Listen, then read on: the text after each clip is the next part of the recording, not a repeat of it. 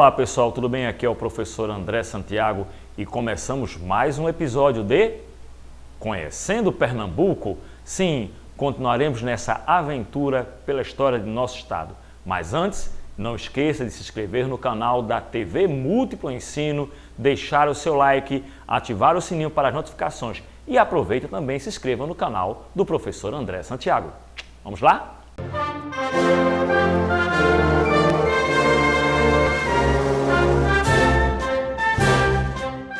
As primeiras mudas de cana-de-açúcar chegaram de Portugal em meados do século XVI. Os portugueses já possuíam técnicas de plantio, pois cultivavam e fabricavam o produto na Ilha da Madeira e nos Açores, e trouxeram essa técnica para o Brasil. O engenho de açúcar designa o local onde era produzido o açúcar durante o período colonial. Esses engenhos surgem no século XVI, quando se inicia o plantio da cana aqui no Brasil colonial. Possuíam edificações para a moagem da cana, locais para transformar o caldo em melado e rapadura, capela, casa para os proprietários e a senzala para os escravizados. O engenho era um grande complexo, dividido em diversas partes. Vamos ver agora como eles eram? Tínhamos o canavial, onde a cana era cultivada, a moenda, que era o local para moer a planta, extrair o caldo, né? A moenda funcionava movida por tração animal, água, que era um moinho, ou ainda a força humana dos próprios escravizados. Tínhamos também a Casa das Caldeiras, como você vê na imagem, que era o espaço usado para ferver o caldo de cana-de-açúcar em buracos cavados no solo. O resultado era um líquido espesso, eram então fervidos em tachos de cobre. Temos também a Casa das Fornalhas, uma espécie de cozinha que abrigava grandes fornos que aqueciam o produto e o transformavam em melaço de cana. Vem depois disso a Casa de Purgar. Ali ficavam as formas com caldo cristalizado chamados pães de açúcar. Após 6 a 8 dias, eram retirados dos moldes, refinados e prontos para serem comercializados. Temos também plantações, porque além dos canaviais, haviam plantações de subsistências, hortas, em que eram cultivados frutas, verduras, legumes destinados à alimentação dos moradores do engenho. Temos a Casa Grande, que representava o centro do poder dos engenhos, sendo o local onde habitava o proprietário da terra e sua família. Apesar do nome imponente, nem todas as casas eram tão grandes assim.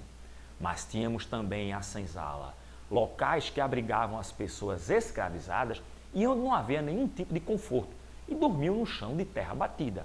Durante a noite, eram acorrentados para evitar fugas. Ao lado de tudo isso, temos a capela, construção feita para celebrar os ritos religiosos dos habitantes do engenho, sobretudo dos portugueses. Ali ocorriam as missas e as principais manifestações católicas, como batismo, casamentos, novenas e outras festividades religiosas.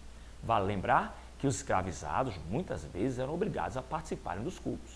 Mas temos também a Casa dos Trabalhadores Livres, pequenas e simples habitações onde viviam os trabalhadores livres do engenho.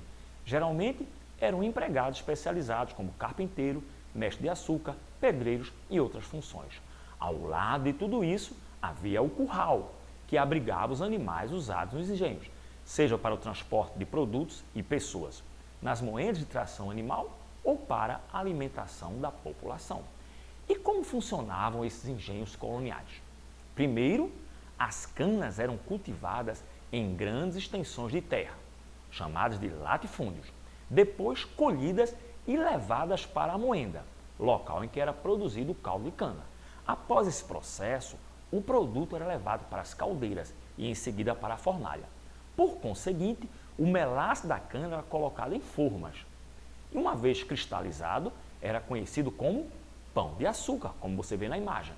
Finalmente, era refinado na Casa de Purgar e ensacado para ser transportado.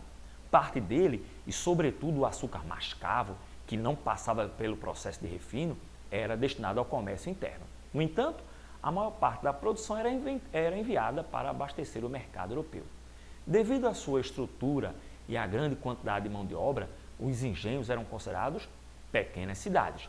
No final do século XVII, já existiam cerca de 500 engenhos no Brasil, sobretudo na região Nordeste, produzindo o que na época era chamado de o ouro branco do Brasil.